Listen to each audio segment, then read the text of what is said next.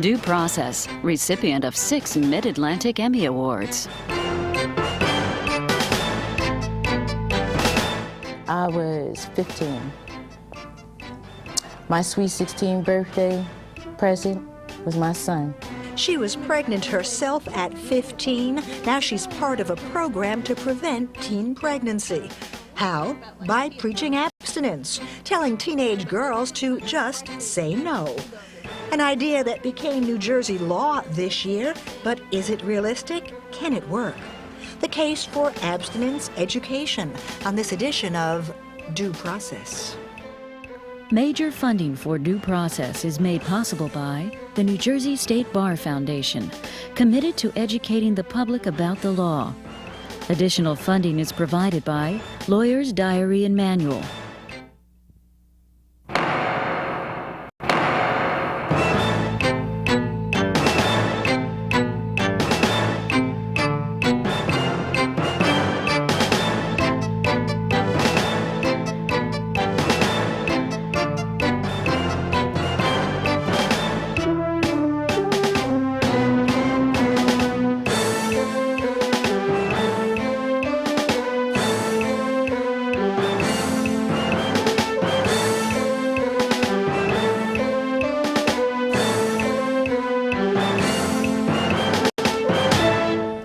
Who wouldn't want kids to be safe from teenage pregnancy, sexually transmitted diseases, AIDS?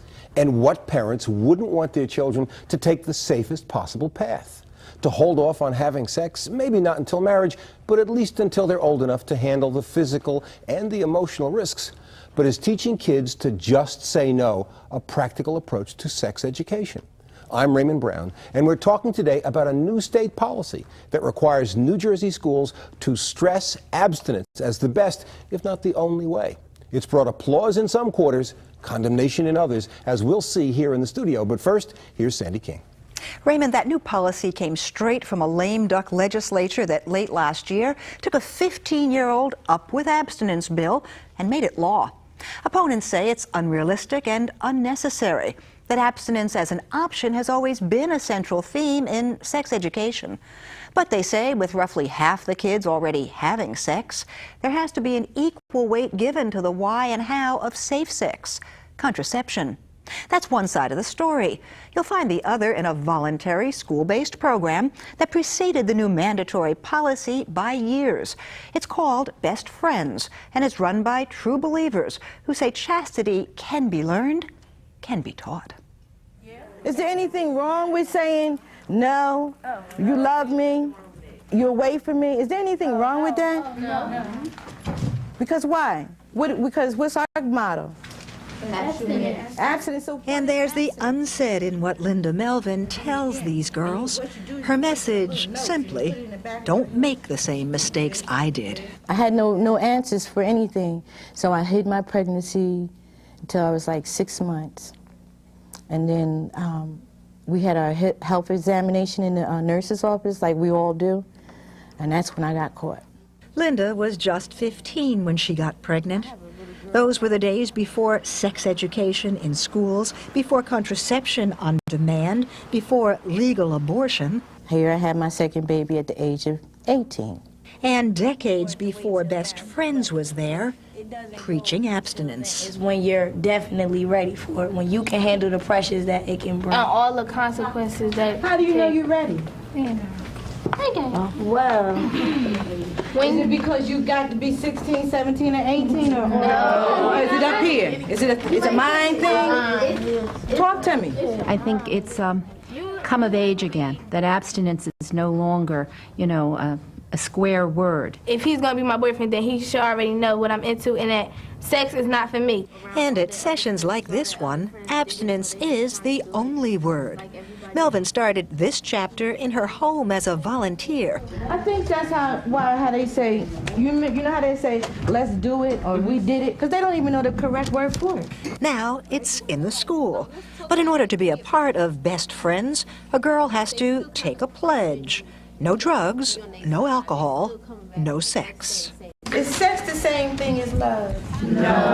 And if a girl breaks the no sex rule, she's out. Life is okay, you'll be all right. You can't be a diamond girl anymore because you broke the oath. We can just look at the Just Say No to Drugs campaign and see what an abysmal failure that was. It's the same model.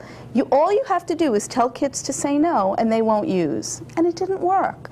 And it doesn't work with sexuality. But since the beginning of this year, abstinence is also the state's official word.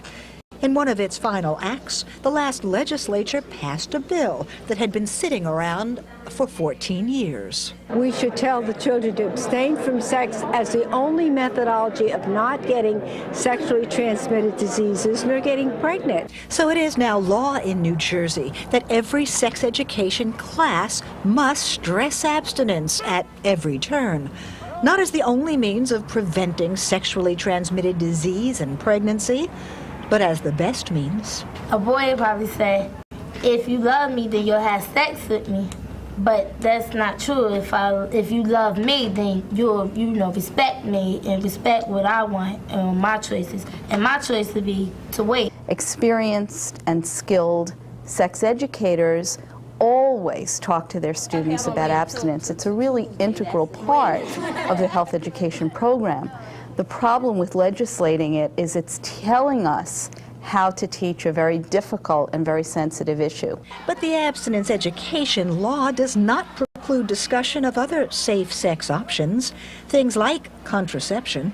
It's a real abdication of our responsibilities not to teach these kids how to protect themselves. And though there's little argument against the premise that abstinence may be the best and safest choice that teens of either sex can make. So it's not worth it, is it, ladies? No. Opponents of abstinence-only programs insist it's neither practical nor effective.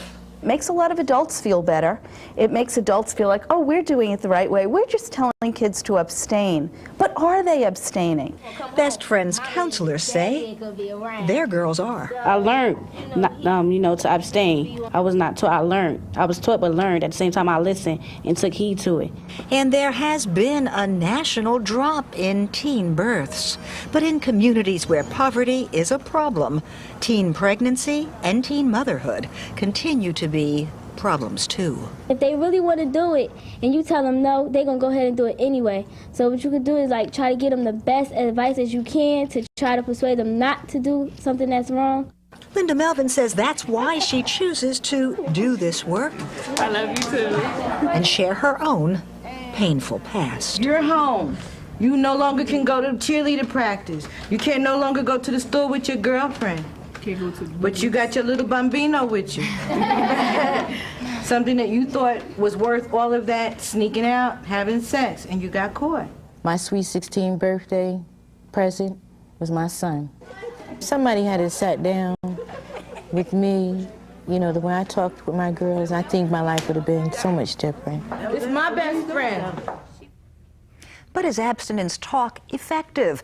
Melvin insists it is among her girls. And does safe sex talk encourage kids to have sex? Well, a U.S. Surgeon General's report released last year made some controversial claims. It found there was no scientific support for the fear that kids who'd had sex education were more likely to become sexually active. But it showed that when they did have sex, they were more likely to use protection. And it underscored an interesting statistic. It found the highest rate of teen pregnancies to be in Mississippi, Alabama, and Georgia. And Raymond, those are also the same 3 states that have abstinence-only policies. Coincidence or consequence? Is there anything wrong with teaching abstinence? Why shouldn't it be the primary point of sex ed? And has the state started to impose this new rule? Some answers, some more questions when we come back, so stay with us.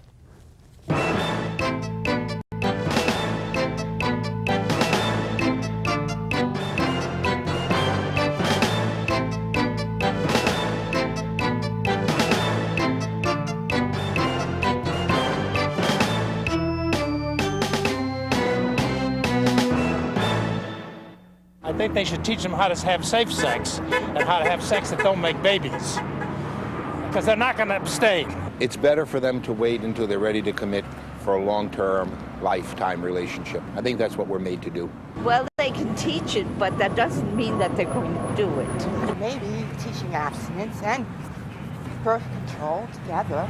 I think it would probably would help them educate them about what's best for them and their ways of dealing with sex. It certainly would cut back a lot on the STDs and the teen pregnancy. I think that's something that should be taught at home. Some type of engaged discussion, the pros and cons, is a much better atmosphere than saying it just doesn't exist and not talking about it at all. How effective it will it be influential on the children, we don't know. It's a tough world we live in. It is indeed a tough and complex world for our kids, and we all want to make it more simple and safe. How to do that's where we made part company. Susan Wilson, the executive coordinator of the Network for Family Education at the Rutgers Center for Applied Psychology, calls the new official emphasis on abstinence unnecessary and unwise. Wayne Apito, counsel to the New Jersey Principals and Supervisors Association, has his own problems with the legislative changes in the sex ed curriculum. But from Newark, State Senator Gerald Cardinale is here to tell us why he sponsored the abstinence bill in the Senate. Welcome to you all. But let's turn to the Senator and start with you. Senator, at the time that you moved this bill, it had been around for more than a decade, and indeed, you moved it shortly after the United States Surgeon General issued a report that indicates that abstinence doesn't hold back the time of sexual activity for young folks. Why then did you participate so aggressively in moving this bill? Well, there's a difference of opinion, and many folks who, parents who had kids in the schools, once they became aware of what their children were actually being taught, became incensed because they came to realize that the kinds of courses in some of the schools, not all of them, that their kids were being subjected to, encouraged kids to engage in risky behavior and just said to them, as long as you use a condom, it's okay. But I want to tell you, let me ask you, Senator, are you using a condom does not offer 100% protection. It offers almost no protection from the human papillomavirus. Senator, let me just ask you one question of clarification. Chlamydia. Are you saying that the teaching of condoms was in and of itself an encouragement, or that people were teaching encouragement, that telling kids they should go out and become sexually active?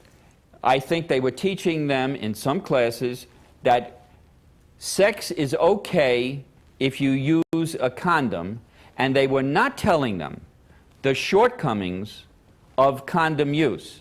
The shortcomings being that there are some sexually transmitted diseases for which condoms offer zero protection. They were not giving them medically accurate information.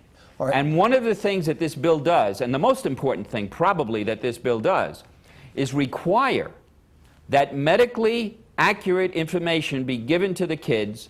They need to be told when Senator, let condoms me come back to you on the mechanics, because that's a separate issue. Susan Wilson has been shaking her head yes and no while you've been talking, so let me hear what she's thinking. Good comprehensive sexuality education, and that means education that talks about abstinence as well as talking to young people about contraception, particularly the healthy benefits of using contraception, as well as the fact that some forms of contraception have failure rates. Helps young people to postpone, and if they don't postpone, helps them to use reliable forms of contraception. That is peer-reviewed, published research that really proves that, and that's what caused the Surgeon General in his report to say that abstinence programs, stress abstinence programs, really are unproven. But if you're saying that delaying sexual activity is good for young kids, then where are you really disagreeing with the Senator?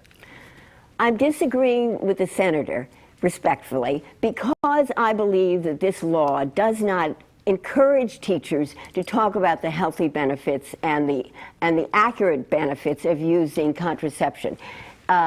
The failure rates of condoms are very, very low. Former Surgeon General Koop said that condoms don't fail people, people fail condoms. And if you're going to keep telling young people about the failure rates over and over again, they will just simply not use contraception. The drop in teen pregnancy and birth rates in the United States has been caused primarily by the fact that adolescents are using contraception much more reliably at first intercourse. the drop in rates is really only attributable about 25% of it to these abstinence programs. It's really the fact that young people are learning about contraception and using it. So what we're saying is that both abstinence and contraception need to be talked about and stressed, if you want to use the word, in classes. Right. We've got the law. Wayne, you represent many of the people who are going to be charged with making this legislation a reality in the classroom. That's correct. What is their feeling organizationally about this? Well, organizationally, first of all, you have the family life curriculum, which is in place, which is allowed to be reviewed by the parents. It should be reviewed by parents. And parents who disagree with what is in the family life curriculum can opt their children out. There's no reason for them to be in there. It's a situation, again, where the state wants the schools to take over a role that was traditionally controlled by families, controlled by organized religion, but now it's another burden that's been placed on the school district again. Well, are educators saying that they should be out of the business of talking about the problem of sexual development of kids, or are they saying there's only a part of it they should? No, what they're saying is, why should the state tell us how we should teach it? You know, we'll do the curriculum, but why is the state now imposing how we should teach something? Right, let me put that question to the Senator. Senator, we talked to the Department of Education, and while they obviously intend to comply with the requirements of the bill, it isn't clear that they have yet begun to design a way to do it. How does the legislature decide, from a mechanical point of view, what's to be in a curriculum, and then ensure that it's done the way you want it to be done? This bill is one page. This is the bill. It's one page. The print's kind of small for us to read it from here, but you're right. It requires really very little. It just says you must stress abstinence. You can teach everything else that you want to teach, but you must give kids scientifically, medically accurate information when you talk about condoms. Condoms have not been a success. 60% of female students at Rutgers have human papilloma virus. That's a precursor to cervical cancer.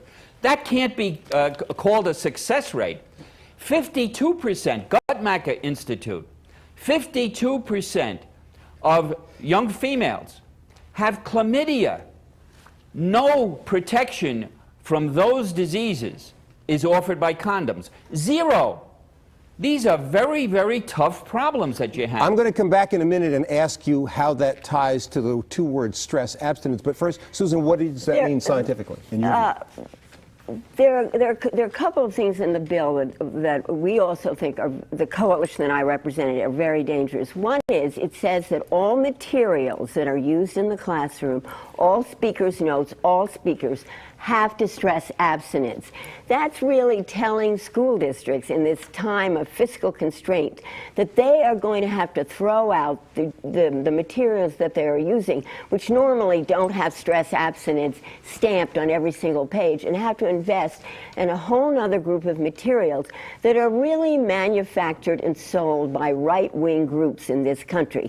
This bill really sanctions allows these materials, which are pedagogically incorrect, medically incorrect, to get into the classroom. I think that is a very serious aspect of this bill that has presently been ignored, but may have to be implemented. That is something that's really was of great concern to a very large coalition that opposed this legislation. Wayne, I'm confused.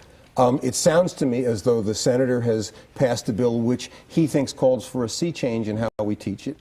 The more I hear Susan, who disagrees with him, speak on the merits, it sounds like there's a sea change required. So even though it's a one-page bill, isn't this requiring a change in the curriculum with changes in text and changes in a vast array of materials? And not only is it change that, you're going to present where a principal or a supervisor walks into the classroom and now has to make a judgment as to whether or not the teacher is teaching according to the new bill now. And it's going to be still judgment calls by the people who walk into that classroom. But let me ask you then, Senator, how do the terms stress abstinence convey a whole curricula full of changes that seem to be necessary to carry out the objective that you've established through the legislature? For 15 years, I went to committee hearing after committee hearing and heard Sue Wilson do exactly what she just did. Misrepresent what the bill does.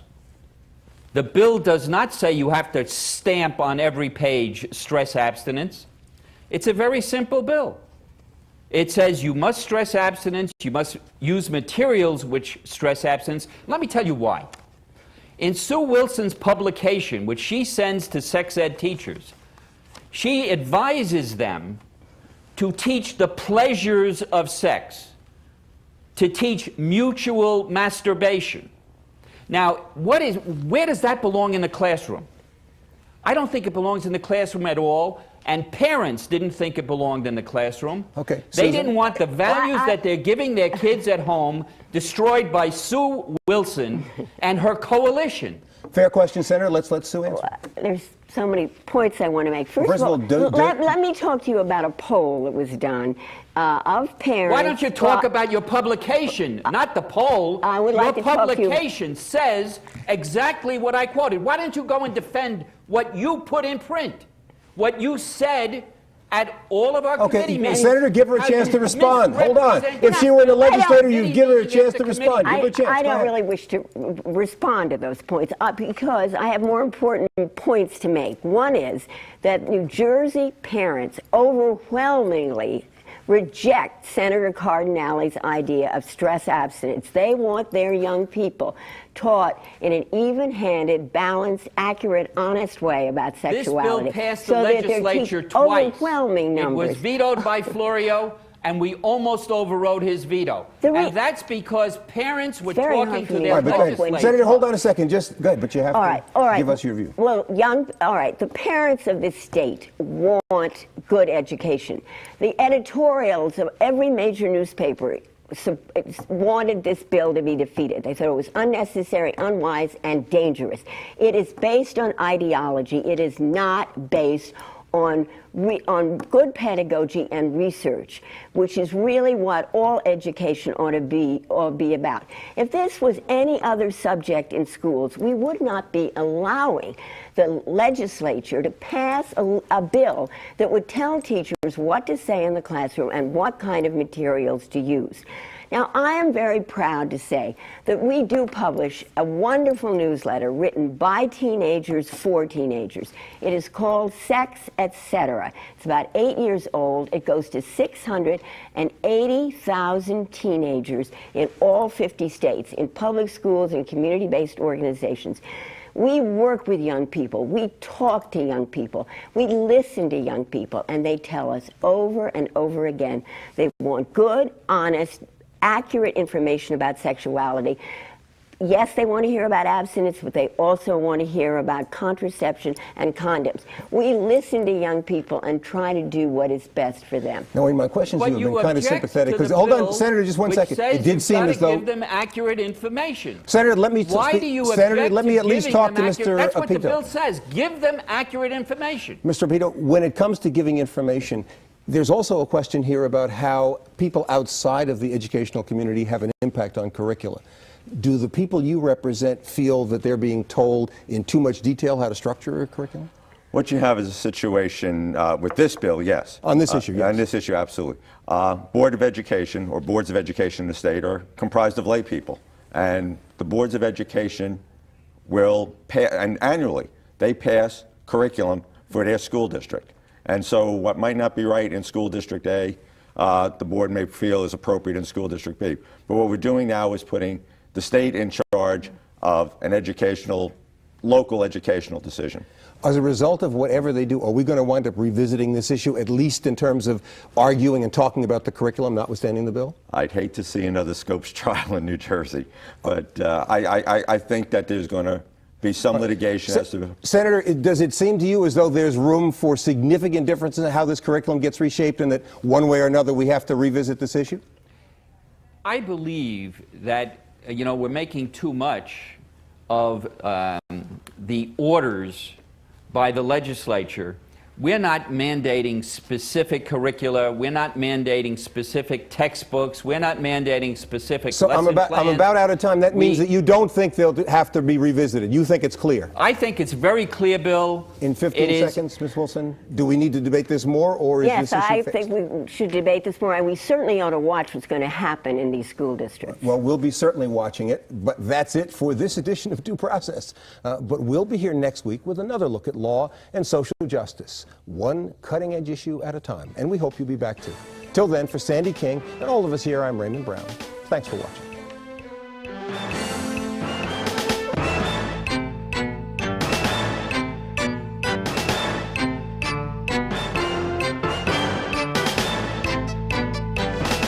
I wish I had had somebody talk to me when I was growing up, because I couldn't believe that one time you can get pregnant. You know, my boyfriend, the one who I love to death, the basketball player, the football player, talked the hole in my head, as my mother said. And, you know, we did our little thing, we snuck, and I got pregnant. And I had no one to turn to. I had no answers for anything. So I hid my pregnancy until I was like 6 months. And then we had our health examination in the nurse's office, like we all do. And that's when I got caught.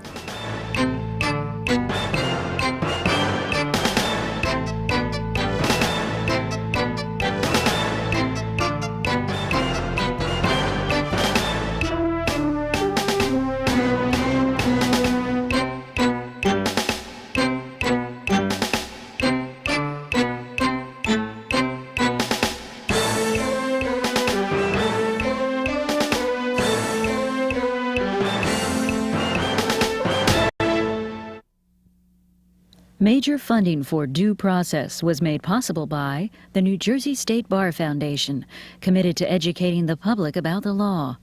Additional funding was provided by Lawyer's Diary and Manual,